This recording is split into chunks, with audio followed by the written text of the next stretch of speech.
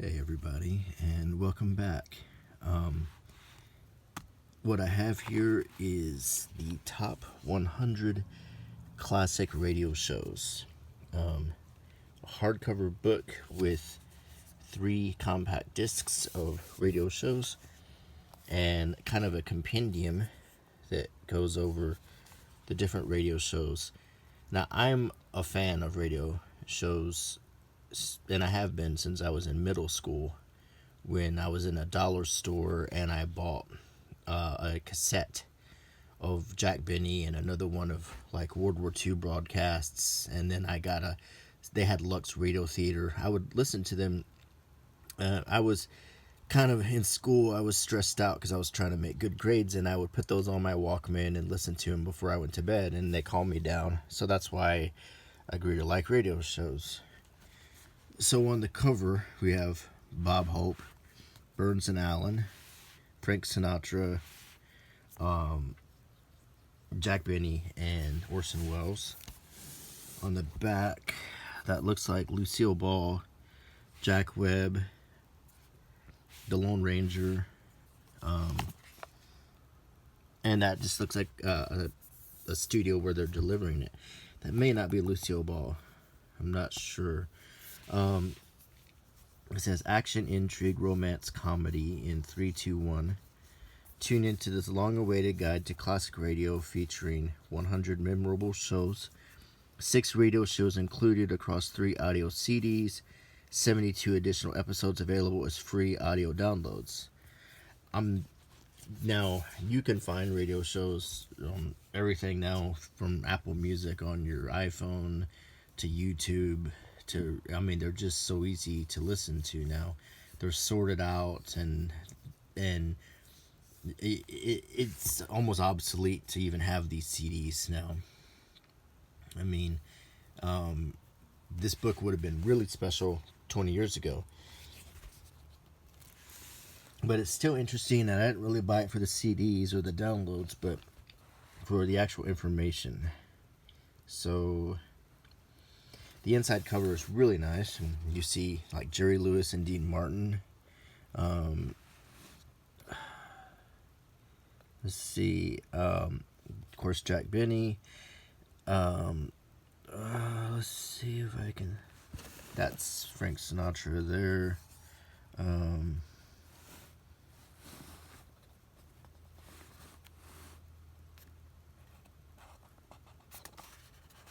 Now, I have been listening to radio shows for several years, but I don't know all of them. I listen to my favorites.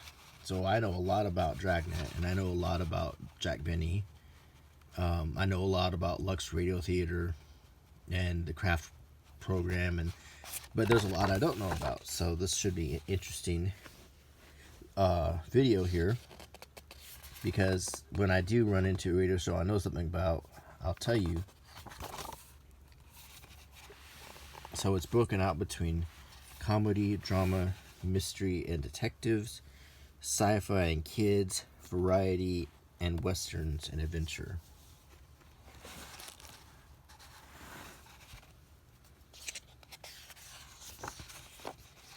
Okay, so we get to an introduction, and I just want to mention, if you've never listened to old radio shows, I recommend doing it. Look them up on your iPhone or look them up on YouTube, and just enjoy the stories. Some of them are really, really good. And there's Bing Crosby and Sinatra.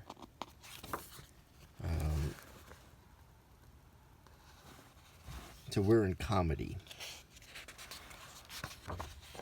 The Abbott and Costello Show. Bud Abbott and Lou Costello. They were movie stars too. They did lots of movies, but they're most famous for the skit called "Who's on First." I don't know if you've ever heard it.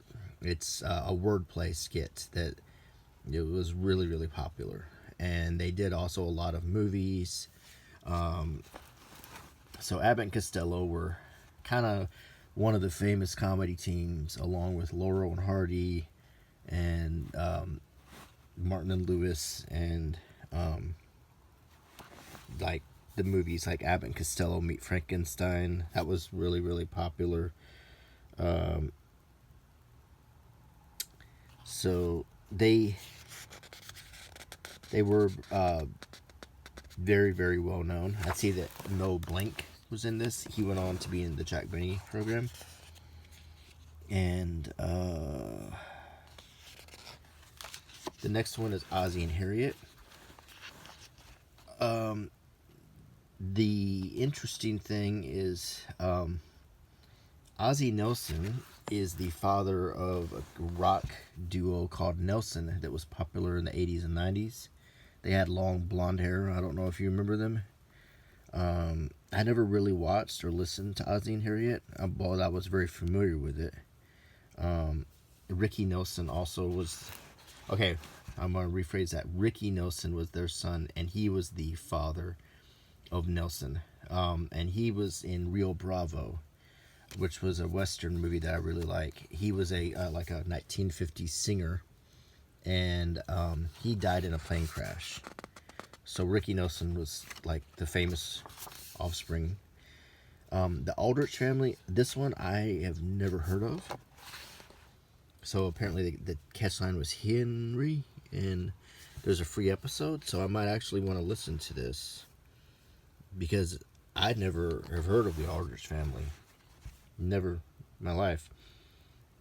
Yeah. Ezra Stone, Norman Tokar, Dickie Jones. So that's a new one for me.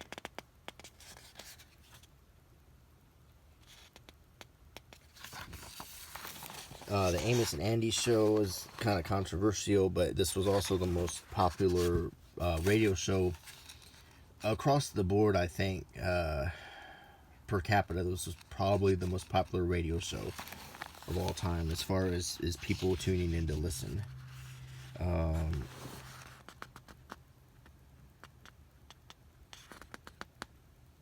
It was 15 minutes long per episode, and they did make a television show later. The Adventures of Archie Andrews is the same characters that are in the show Riverdale. It's about Archie, Jughead, Betty and Veronica, and all of that. It's the same characters. They didn't act as emo and angsty as what's on Riverdale, but they've been using this same group of characters now for a long time.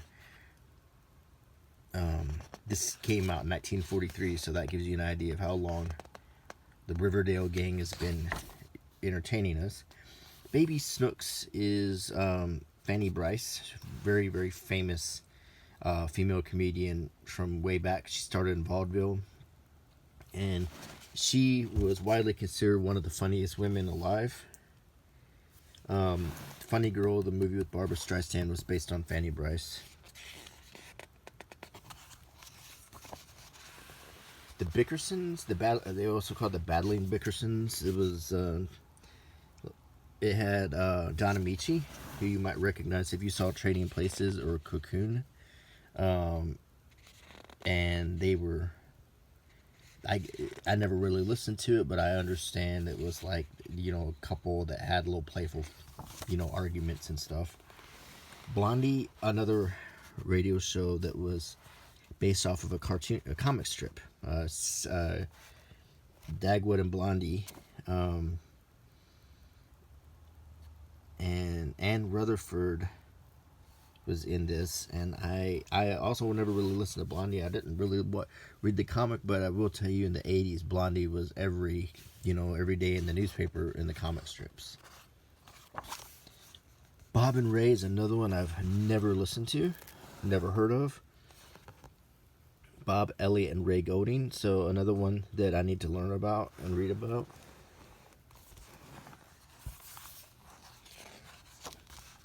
The Bob Hope Show. I'm sure we've all heard of Bob Hope, even if you're young, you've probably heard of Bob Hope. Super famous stand-up comedian, veterans activist, just one of the all-time greats. Some trivia: he's actually English. He was born in England, but he seems so all American. It's, we tend to forget that. Burns and Allen. Okay, George Burns and Gracie Allen. Beautiful Gracie Allen. She was just a lovely lady, and she played a dumb character on the show, but she was actually highly intelligent. If she went on quiz shows back in the day to demonstrate her intellect, she was a very smart lady. And George Burns, when I was a kid, George Burns was very, very famous. He'd had a comeback in the 70s, and in movies like Oh God and The Sunshine Boys and some other ones. So he had a long career, and there was kind of like this little gag or whatever that he was never going to die, because he was just going on and on and on. But he did die at age 100 in 1996. He was also Jack Benny's best friend, and this couple were best friends with Jack Benny and his wife, Mary Livingston. The Charlie McCarthy Show, that is Candice Bergen's father, Edgar Bergen, and he was the ventriloquist, and this was the dummy, Charlie McCarthy. It was on the radio, so I guess he didn't have to, do the ventriloquism so much, but the idea, and there was movies, he was very, very famous. Martin and Lewis Show, Jerry Lewis and Dean Martin. I know Jerry Lewis from my time period from all the telethons. If you are my age, you'll remember the muscular dystrophy telethon that Jerry Lewis always faithfully, dutifully hosted every year until he just couldn't stand anymore. And Dean Martin, just famous crooner. He did some action movies, and they were a comedy duo.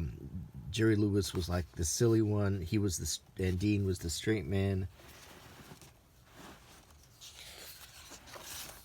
Duffy's Tavern is funny to me because there's a story about it that I'll tell you. It was literally a radio show about a bar, and one day my mom and her mom back in the 50s were cleaning the house, and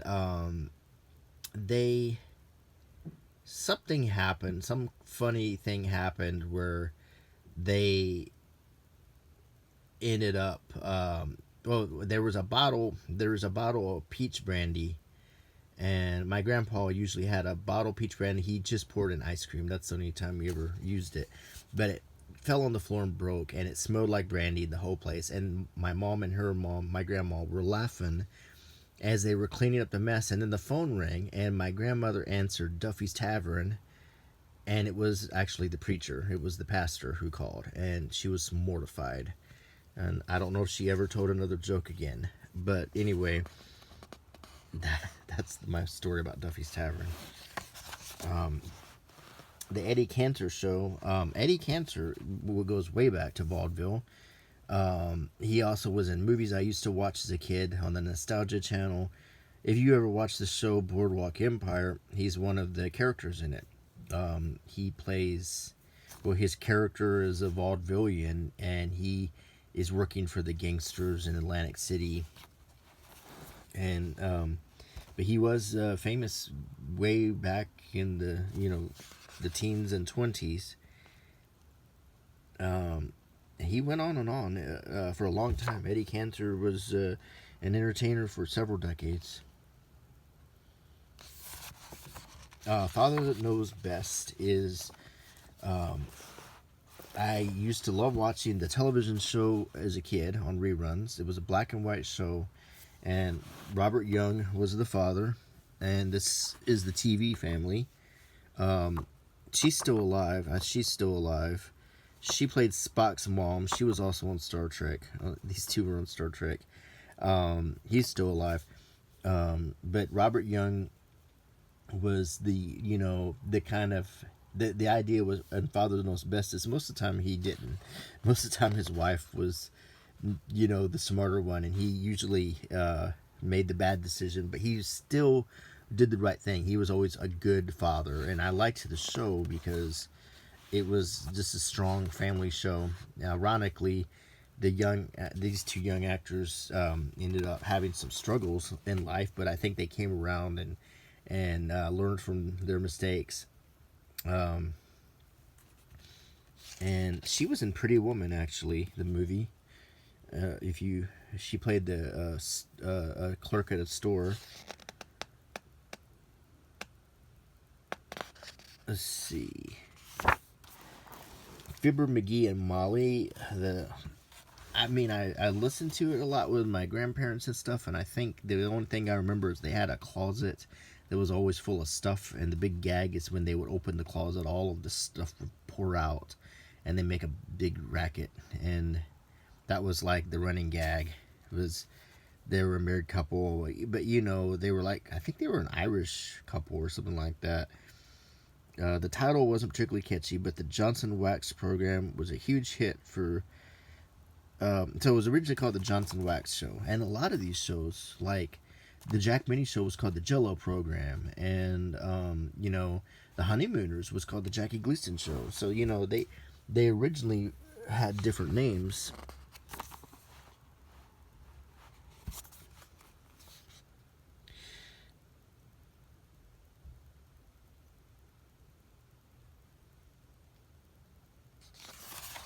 The next one is the Fred Allen Show.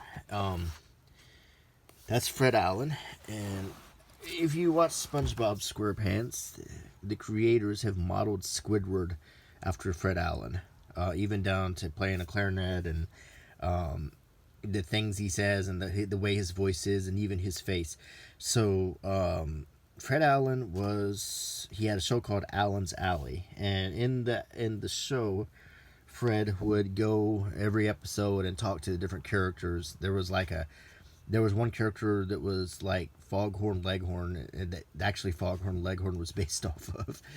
There was Portland was like his little girlfriend, and this is famous for a feud that Fred Allen had with Jack Benny, because it was a good natured feud. It wasn't like Will Smith and Chris Rock. It was a feud that they sort of started to drum up publicity, but they made fun of each other back and forth, and they'd riff each other and do spoofs of each other. But there really was an insult exchanged, and Jack Benny acknowledged that what started the feud was that he did in fact insult Jack Benny's violin playing, and that miffed Jack Benny. So they did have a little bit of a feud, but they were actually friends. So Fred Allen died in the 50s. There is a free episode of the Allen's Alley. The Great Gildersleeve. This is another one that I've heard a lot about, but I never listened to. They constantly referenced it on Jack Benny, and they constantly made fun of it. It was originally cast as a Fibber McGee and Molly's Neighbors. Throckmorton P. Gildersleeve soon had his own spin-off program. It became one of the longest-running comedies in radio history. So I think it seemed to me on the Jack Benny Show they were constantly making fun of it, like it was goofy or something. I never actually listened to it. And we get to one of my all-time favorites here, the Jack Benny program. And I'll talk a little bit about this now. So Jack Benny started in the early 30s. You can find his show going all the way back to, I think the earliest is maybe 1931 that you could find episodes. And he was started the same sort of format, and he held that format all the way through television until the very end, where he would host the show, do a monologue, have some skits, have some guest stars, and then have some music numbers. And if you're thinking that sounds a lot like The Tonight Show, well, Johnny Carson was actually Jack Benny's protege, and he modeled everything on The Tonight Show after Jack Benny, and the idea of the sidekick and all of that comes from Jack Benny. So to give you an example, right now it's Jimmy Fallon. He's the host of The Tonight Show, and before him it was Conan O'Brien or Jay Leno. They went back and forth, and then before that was Johnny. But Johnny had a sidekick, Ed McMahon, just like Conan had a sidekick, just like other. They generally like to have a sidekick, someone they can talk to, and a band leader. Jack Benny had Don Wilson, it was his sidekick. His band leader was Phil Harris. And then they had little bits where they would have Dennis Day was also a crooner and a singer, but he would play like a dumb character on the show. Jack's wife Mary Livingston was on the show, and they would oftentimes too, as they got into television, they would have live musical guests, like famous bands or singers. So, or they would also have a guest star like Humphrey Bogart or Peter, Paul, and Mary, or Jane Mansfield or whoever. And that format has lasted for a long time. The monologue, and then he would close with some, jokes, and he basically played a straight man. His gag was that he was very cheap, like he didn't like to spend money. So Jack Benny was always, a penny pincher. That was basically the same shtick he had for the whole run of the show. And he also played the violin badly. So, but still, aside from what sounds like, the way I described it may not sound interesting, but it actually was incredibly funny. The delivery of the jokes, and Jack Benny was a master of timing. He was a master of funny. He knew what was funny and what wasn't funny, so it's hard to listen to the Jack Benny program and not laugh a little bit. Simply put, it just was so well done. He was a master at comic material and timing. And you can have the best jokes, but if you don't have timing, they can still hit the floor. Jimmy Durante, most people my age remember him because he was on cereal commercials, and he was just well known as the cha-cha-cha guy. He had like something like that. He made like a noise, or kind of a signature thing, and he had a real big nose, and that was what he was famous for. Cartoon characters would imitate him and stuff, and he had a very distinctive voice. The Life of Riley is another one I heard of, but I never really listened to it, and there was a free download. So William Bendix, he was a guest voice on a lot of radio shows I listened to, but I never really listened to Life of Riley. Life with Luigi, and it's another one I've never even heard of. I don't even know what it's about. J. Carrol Naish, the son of an Irish immigrant, played Luigi Basco, the hard-working owner of an antique store who attended night school classes in order to become a fully fledged American citizen. Set in Chicago's Italian community in the post-war era, the adventures of this inexperienced immigrant were hilarious and heartwarming in equal measure. So I never heard of this one. Lum and Abner, I've heard it a few times. I wasn't a big fan, but it was a popular show.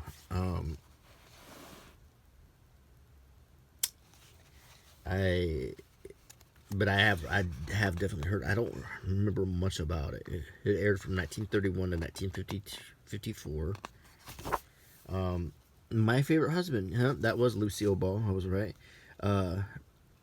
Lucy, and this there. I don't see Desi Arnaz anywhere.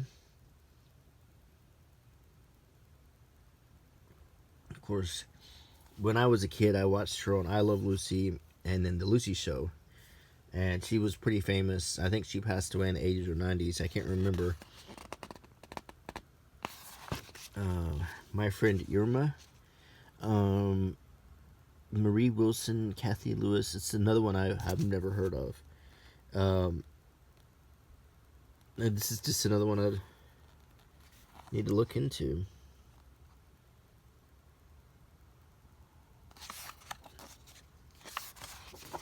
Armis Brooks. is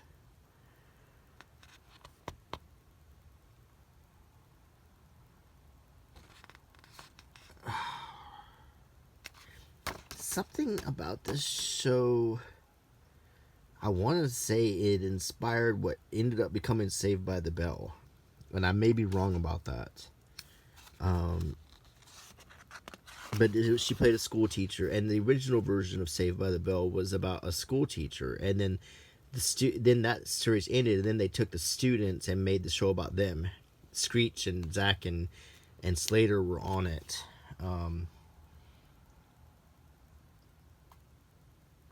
Sorry, getting some coffee, and I think that it was kind of based on this. I might be mistaken. The Red Skelton Show. He is an Irish comedian. I've listened to it a little bit. It's funny. It wasn't as funny as Jack Benny, but Red Skelton still was a funny guy. And it says here, sophisticated entertainment was never Red Skelton's specialty. The consummate showman's brand of humor had an infantile quality, and listeners couldn't get enough of it. Yeah, and I kind of recall that. He usually played like just kind of and oddly enough, the thing I remember him most from was Around the World in 80 Days, where he played like a drunk. So Vic and Sadie, or Sade, I don't know. I never heard of this one either. I'm gonna have to read about it. And that's one thing I like about this book. And I want to, in case you haven't noticed, I'm opening this and looking at it in real time. This is the first time I'm seeing these pages. So as we go through this book, I'm getting ideas for shows to listen to. Oh, I kicked the camera, sorry. Okay. We are in drama. That was just comedy. So we're going to go through some drama shows and see what we have. Big Town. Never heard of it, but it's got Edward G. Robinson, who I really like. He is in a movie I like called Scarlet Street. This is one I want to look into.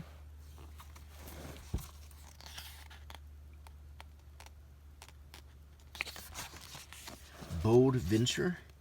Bogart and Bacall across the airwaves. I have never heard of this. Holy cow. Humphrey Bogart and Lauren Bacall?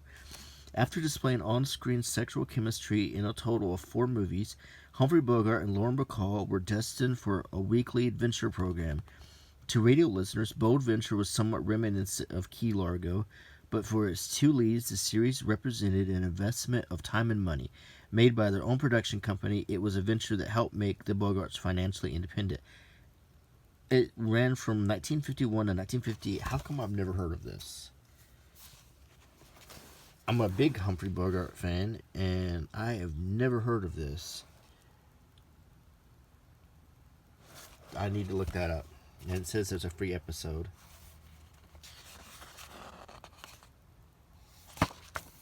The Cavalcade of America.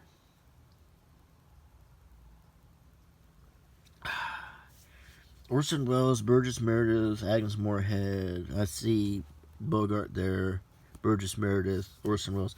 A weekly half-hour anthology. So this is going to be some. This will be different stories, different actors. I see Errol Flynn.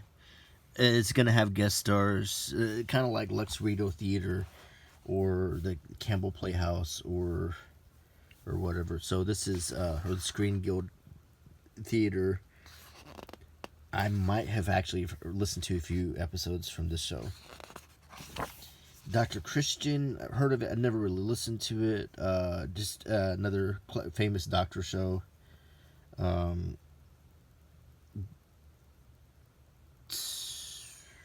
see.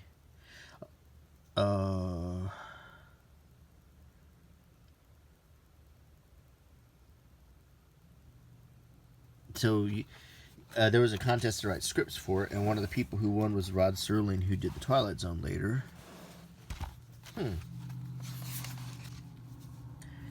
The First Snyder program. The house lights have dimmed, and the curtain is about to go up on tonight's production. With these words, radio listeners at home settled in for a night at the theater. The First Nighter program, another anthology it looks like. This says, did you know one Christmas the First Nighter program offered a dramatization of an original holiday story, Little Town of Bethlehem?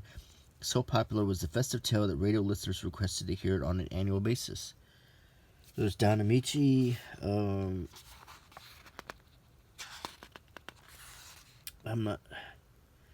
Don't recognize the other people. Grand Central Station with Mercedes McCambridge. She was the voice in The Exorcist of the possessed girl.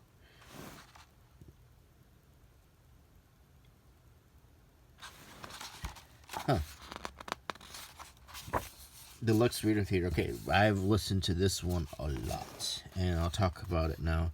It was hosted by Cecil B. DeMille, who directed a lot of famous movies like Ben-Hur and The Ten Commandments.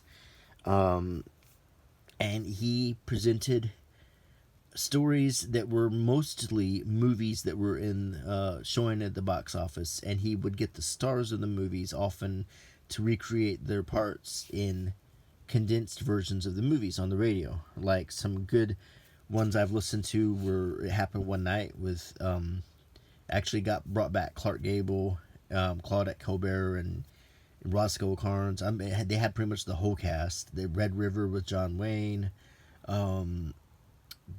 Bachelor Mother with Ginger Rogers and David Niven. They would recreate the movies or they had It's a Wonderful Life, I think.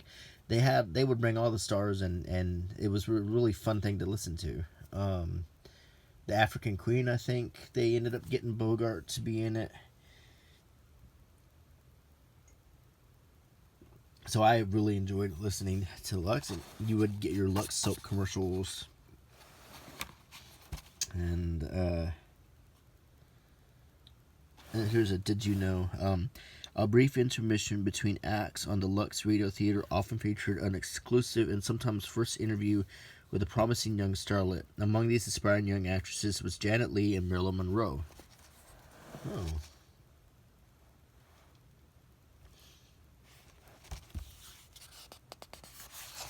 The Mercury Theater on the Air.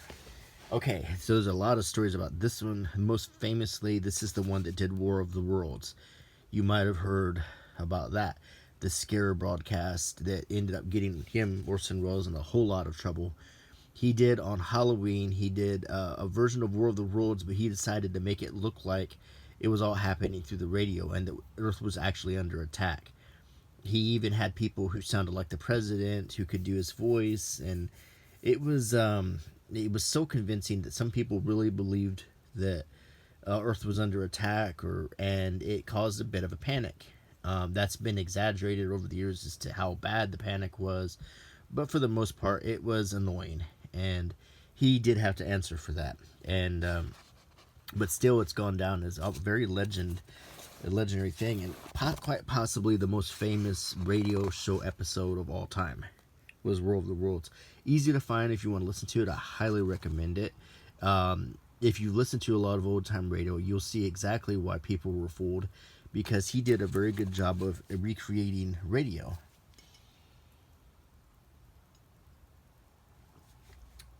So, the Screen Director's Playhouse is another one. And Alfred Hitchcock, Cary Grant.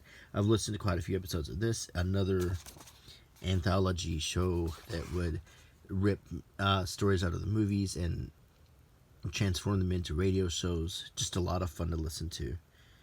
A lot of these shows, if you want to listen to good radio, find your favorite old movie and Google it and see if they made a Lux or a Screen Director's Playhouse version of it. Stella Dallas. I've heard of this, but I've never watched it. Stella Dallas, realizing the difference in their tastes and worlds, exited her daughter's life only to return as a guardian angel time and time again. It sounds interesting. I'm surprised I never watched it. I'm sorry, listened to it.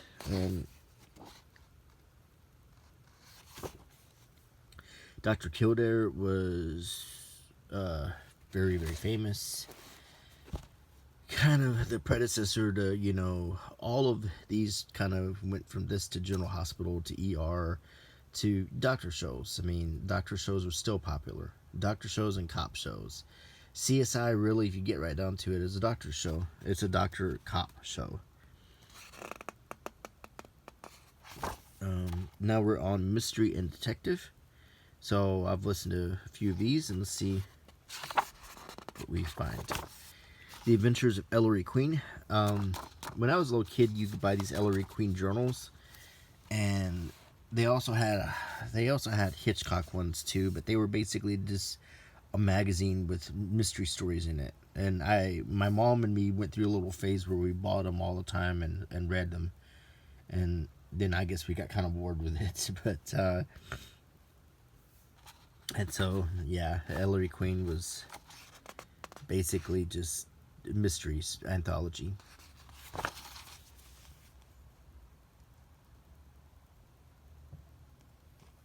This is The Adventures of Michael Shayne, a private detective show. Davis Dresser wrote a total of 50 Michael Shayne novels, occasionally enlisting the help of ghostwriters under the pseudonym Brett Halliday. In 1956, the Michael Shayne Mystery Magazine was published, and although Halliday was still credited as writer, the stories were other skilled detective authors. I never actually listened to Michael Shayne. Phil Marlowe, Philip Marlowe was, I think, Raymond Chandler character. Humphrey Bogart played him, kind of like Sam Spade, almost interchangeable. And they made a radio show of it. They made a lot of. They had one for the Fat Man with Sidney Greenstreet. They made a lot of radio shows off of those Bogart film noirs. And Sam Spade, The Adventures of Sam Spade, another character that Bogey played, most famously in The Maltese Falcon.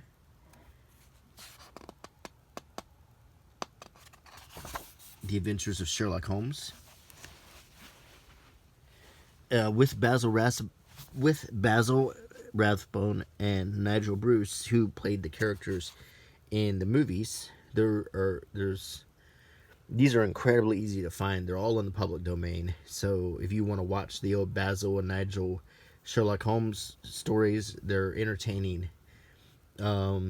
He made a great Sherlock Holmes. A lot of people ask me who is my favorite person to play Sherlock Holmes, and I like Benedict Cumberbatch, but my favorite is still Ian Richardson. He made 2 Sherlock Holmes movies in the 80s, and I thought they were the best. The Hound of the Baskervilles and Sign of 4. The Adventures of the Thin Man is Nick and Nora Charles, but not the same actors who played them in the movies. It was in the movies it was Myrna Loy and William Powell, and they were basically the Thin Man. Nick and Nora Charles were like the sophisticated, ritzy, heart-to-heart kind of. I don't know if you ever saw Heart to Heart, but it was a show in the 80s. Basically, it was kind of a play of the Thin Man about a super rich couple that solved mysteries.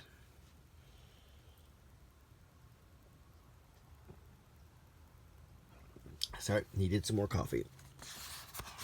Okay, The Black Museum with Orson Welles. Anthology show. A repository of death. Here in the grim stone structure of the Thames, which houses Scotland Yard, is a warehouse of homicide, where everyday objects, a woman's shoe, a tiny white box, a quilted robe, all are touched by murder. And there's a bit of truth to this.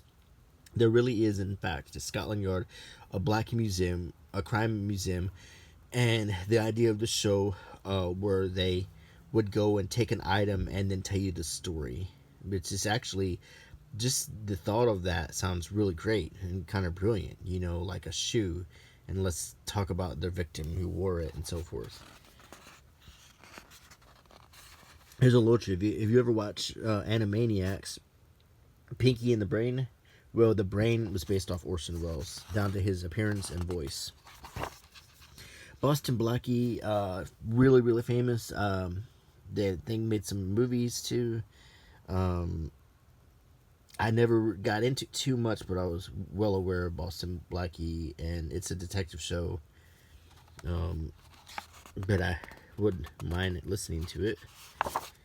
Broadway is my beat.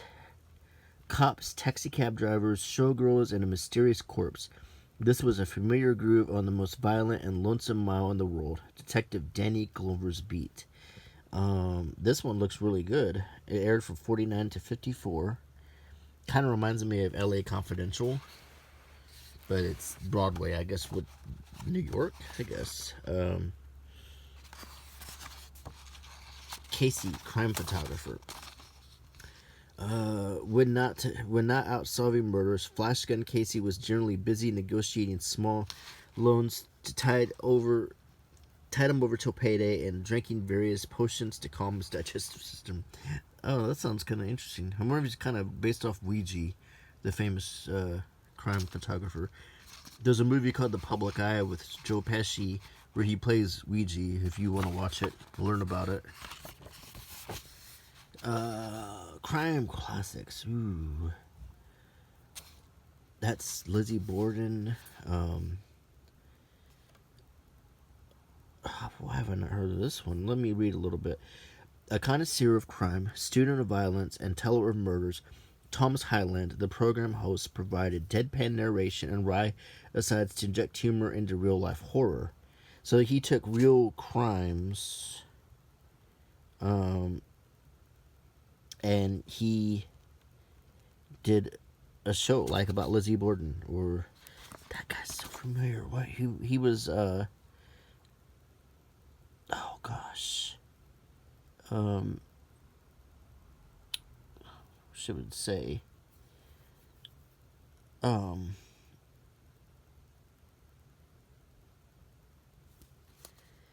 recognize him from a true crime book.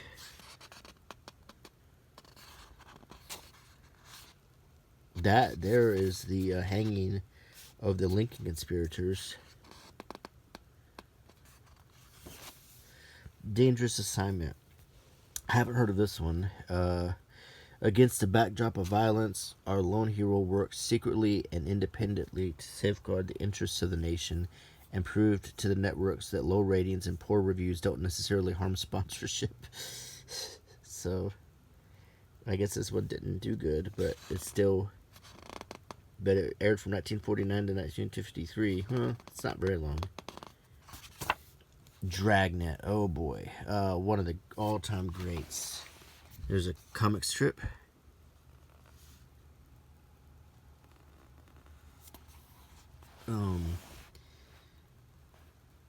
Jack Webb. I mean, if you watch my channel, you know I love Dragnet, and it's one of my favorite things. Whether it's listening to it on the radio or watching the shows, whether it's the ones from the 50s or the ones from the 60s or 70s. I mean, I love Dragnet, and it was the first police procedural, very, very dry and deadpan. It just goes through an investigation, and it's like the legwork, the trudging through the mud, the boots on the ground kind of stuff. Nothing glamorous. Sometimes it ends badly. Sometimes they don't catch the guy. It's really a brilliant show. I've always enjoyed listening or watching it. So, when I can't sleep, I put on Dragnet and get engrossed in the story, and the next thing you know, I'm sound asleep. Escape. Oh, look at the spaceship. Tired of everyday grind, ever dream of a life of romantic adventure? Want to get away from it all? We offer you Escape. I've never heard of this one. With William Conrad, 1947 and 1954.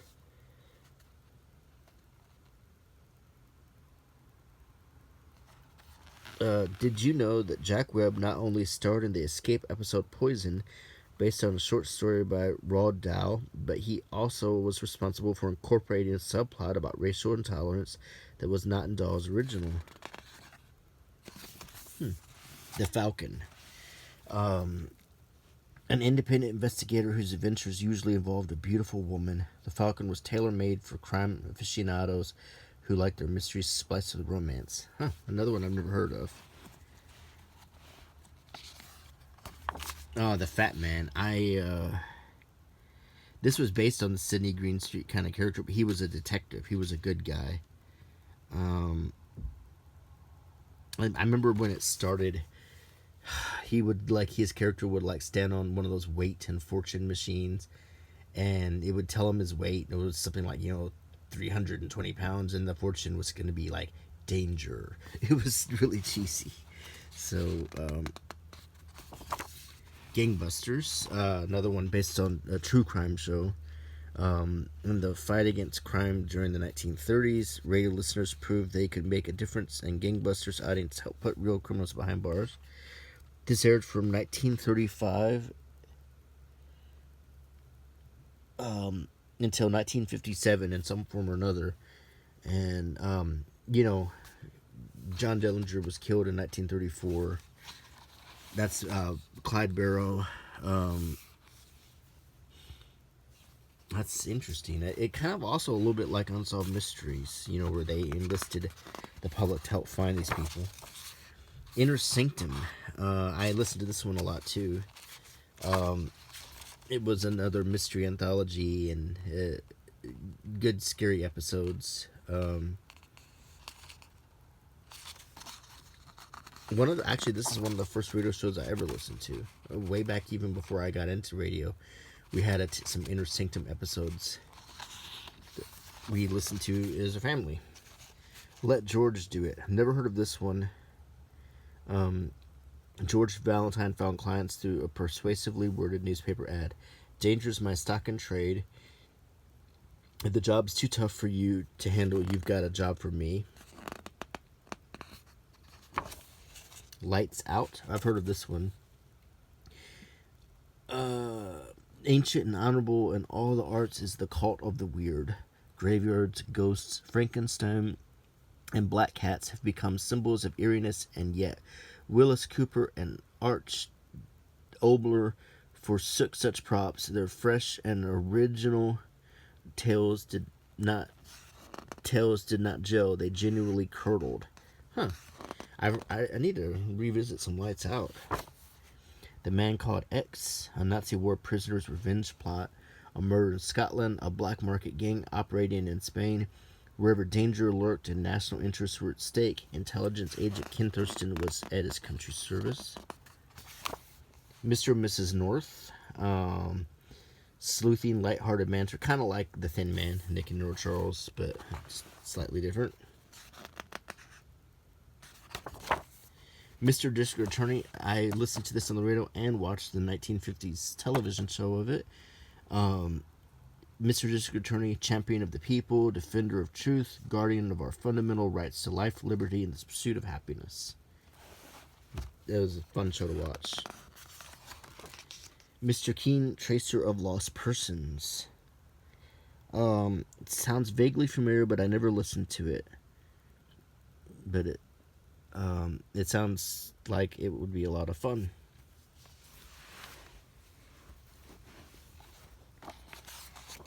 The Mysterious Traveler. To the sound of creepy organ music and the clatter of steel wheels, the host and narrator would begin his story, announcing to his enthralled listeners, "I hope you will enjoy the trip, that it will thrill you a little and chill you a little." The New Adventures of Nero Wolfe. With pronounced eccentricities, this connoisseur of rare orchids, good food, and superb beer seldom left his brownstone flat, but he always solved a murder mystery before the end of the dessert course, followed by a cup of fine coffee. And this one had Sidney Greenstreet. That's Sidney Greenstreet. Nick Carter, Master Detective. He had the right look, didn't he? And this was 43 to 46 or to 55. Yeah. Well, no. 43 to 55. Yeah. Night Beat with Frank Lovejoy. how many people were really aware of what happened on the streets of Chicago at night as he pounded his typewriter keys and shouted, "Copy boy." Newspaper reporter Randy Stone brought the city's strange, dark stories to life. Pat Novak for hire. Oh, it's Jack Webb again. Jack Webb portrayed Pat Novak as tough, wisecracking, and cynical, an amateur detective, not a pro. He was firmly in the tradition of Philip Marlowe. Raymond Chandler would surely have been proud. I never really listened to it because I don't want to hear Jack Webb wisecracking. I want him serious.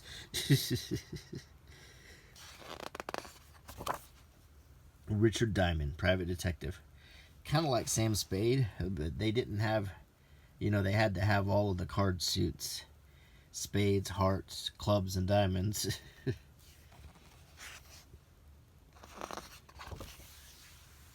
The Saint. This has been made as recently as a Val Kilmer movie in the 90s. They keep trying to resurrect this one. Really looks like Ben Siegel in that picture, which is creepy.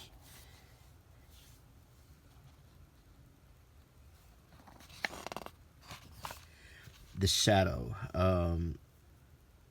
Orson Welles, James LaCurto, Frank Redrick. Who knows what evil lurks in the hearts of men? The Shadow knows. They made an Alec Baldwin superhero movie for this. I think it was the 80s or 90s. They've tried to resurrect this a few times. It was hugely popular when it was out, from 1930 to 1954. Suspense. Another one I listened to a lot. It was an anthology, so they would get movie stars to come in, like Cary Grant and so forth, to guest star. So it was a pretty fun listen.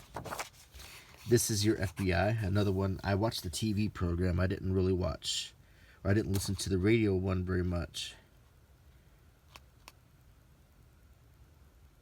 Did you know J. Edgar Hoover referred to This Is Your FBI as the finest dramatic program on the air? I'm sure he did. The Whistler. This is one my dad used to listen to and tell me about. But I've listened to it a few times. I've got a few episodes. Just another creepy, kind of like The Shadow. Kind of The Whistler introduces a story, but not really The Shadow, because it's kind of like an anthology. Yours truly, Johnny Dollar. Heard of it, but I never listened to it. This is from 1949 to 1962. It's cut late into the radio era. Now we're into the last section of the book, Sci-Fi and Kids. The Adventures of Superman. It didn't have George Reeves. George Reeves would go on into the television program. But it was the radio broadcast of Superman, and really, this one aired from 1942 to 1951. It was, or I'm sorry, 1940 to 1951.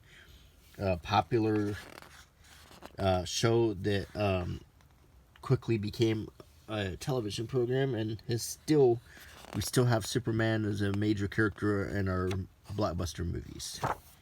Dick Tracy recently was revived. Well, not recently. In the 80s, I think Warren Beatty made a movie of this.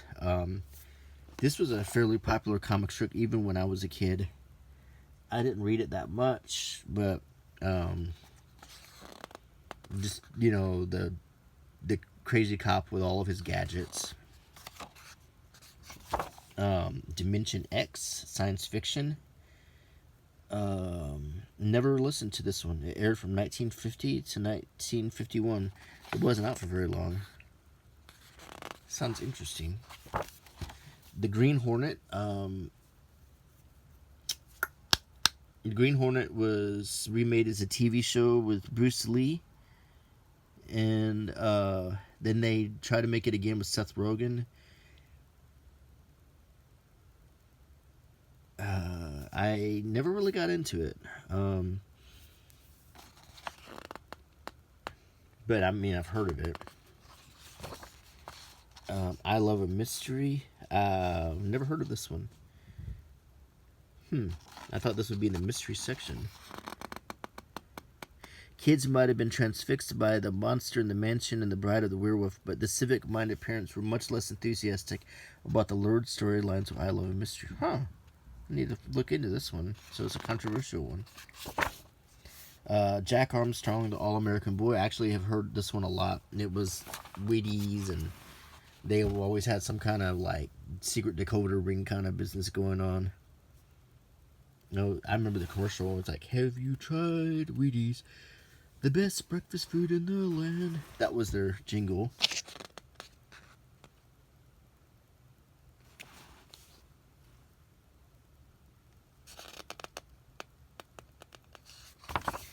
Little Orphan Annie. That was the one with the secret decoder ring. You ever seen A Christmas Story with Ovaltine? Be sure to drink your Ovaltine. Yeah, that was the famous secret decoder ring. X-1. I've never heard of this one. It's a sci-fi show. And we get to Variety. The Bing Crosby Show. I believe this started out as the Kraft radio program. He was fired from it, and then he ended up taking it over, making his own variety show. And of course, Bing Crosby is famous crooner. Command Performance, yeah, with Bob Hope. I've heard this one quite a lot. Another variety show. Music, comedy, interviews with celebrities. Basically what you could expect from these shows. The Frank Sinatra Show, same sort of thing. The Quiz Kids. There was a lot of quiz shows at this time, like Information Please, stuff like that. Your Guess Is As Good As Mine, and the Quiz Kids were very popular. Your Hit Parade. I think this one lasted for a long time. Basically, just top 40 music and guest stars. And then we get to Western and Adventure. The Cisco Kid and Pancho. I used to watch this show on television, and I never really heard the radio show. I didn't even know they made one, to tell you the truth. Death Valley Days. On TV, this was hosted by Ronald Reagan, and Death Valley Days was a Western anthology. So one episode might be about Billy the Kid, and one might be about Sam Bass or whatever. So Gunsmoke, this one didn't have. I mean, we might know the one from James Arness that aired for a long time, but this is the radio version with William Conrad. Never listened to it. Have Gun Will Travel, another one that was a popular TV show in the 50s and 60s. Hopalong Cassidy, of course, a lot of people have heard of that one. Very famous. And The Lone Ranger, the most famous of all of them, would go on to become a TV show, several movies, most recently with Armie Hammer and Johnny Depp. And The Roy Rogers Show, singing cowboy with his wife Dale Evans and his trusty horse Trigger. And Sergeant Preston of the Yukon. I've heard of it, but I never listened to it. Tales of the Texas Rangers. Tarzan.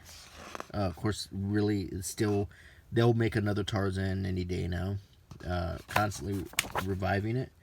Tom Mix was a real cowboy. One of the pallbearers at Wyatt Earp's funeral. And that is the last one. And there's our index. And there's our CDs. Stack of CDs in here.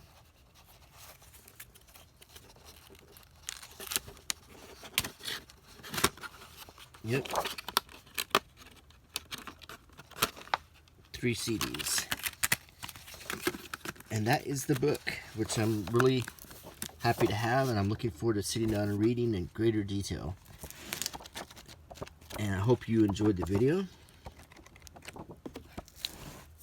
And until next time, please Give me a thumbs up if you liked it. Leave a comment and subscribe. Bye.